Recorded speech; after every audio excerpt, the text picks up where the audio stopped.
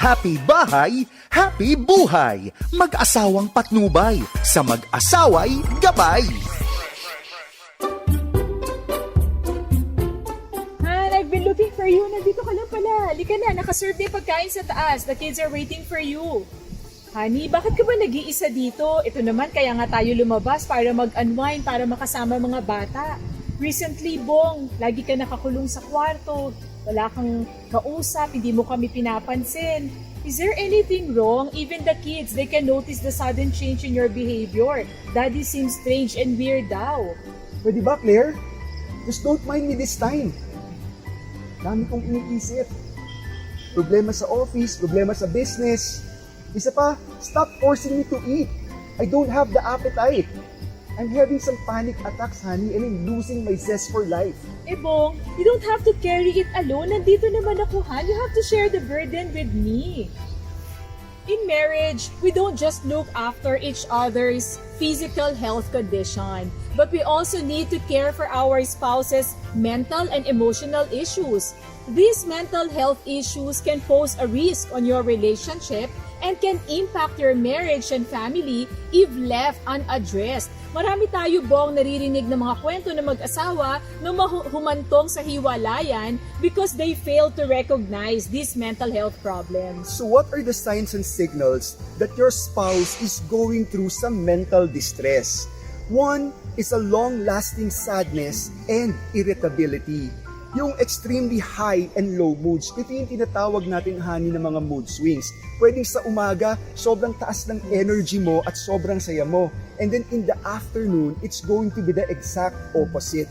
Yung iba naman po nakakaranas ng excessive fear, worry, anxiety, and hopelessness. Kaya naman nakakaranas sila ng panic attacks tulad nung nangyari nga sa'yo kanina. And yung sleeping and eating habits nila and patterns are already disturbed and affected. And sad to say, honey, no, there are some who dramatically withdraw from people. Yung tipong ayaw na makipag-fellowship, ayaw na makipag-socialize. Umiiwas na sa mga tao, even to the loved ones. Let's say the wife, the family, and the children. As husband and wife, we go through this struggle together. This is when our unconditional love for each other is tested the most. This is the time when your spouse is not at his best, yet you have to make him feel loved and accepted. So, Bong, how can we protect our marriage when faced with mental health issues? Unang-una, honey, no, gusto kong sabihin that this is a serious matter. Importante sa mag-asawa na meron kayong communication. Face and learn the issues together. I'd like to give emphasis on the word together, honey. Encourage your spouse to open up and talk about his feelings. Listen and don't condemn. Minsan kasi, honey, yung mga harmless na mga comments such as, masyado naman mababaw yan, dinidibdib mo masyado. Hindi nakakatulong. It will not help. Isa pa, hindi mo alam kung ano yung pinagdadaanan niya. It is also important that you strengthen your bond as a couple. Tandaan po natin that marriage is a team, both in good times and in bad times. We vow to love each other in sickness and in health. That is why in times like this, we have to let our spouse feel that he is never alone on this journey. Do small activities together on a regular basis, like exercise together, do movie marathon together, magluto, kumain ng sabay. Just let your presence be felt. And connect with people and find support groups.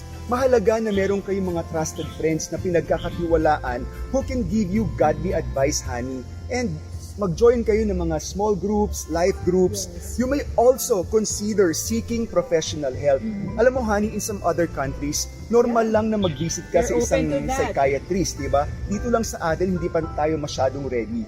As Christians, we have been given the full armor of God, and we are tasked to wear it at all times. One piece is called the helmet of salvation. It is used to protect our head, our mind from damage. As we fully surrender and submit to Jesus, as we read His Word and renew our minds, then there is no battle that we cannot face, for His grace is sufficient for you to overcome. Madami man tayong pinagdadaanan sa buhay, but our hope is always alive since it is anchored in Christ.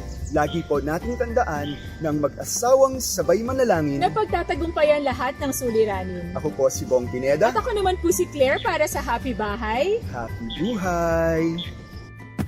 Happy bahay, happy buhay. Mag-asawang patnubay, sa mag-asaway gabay.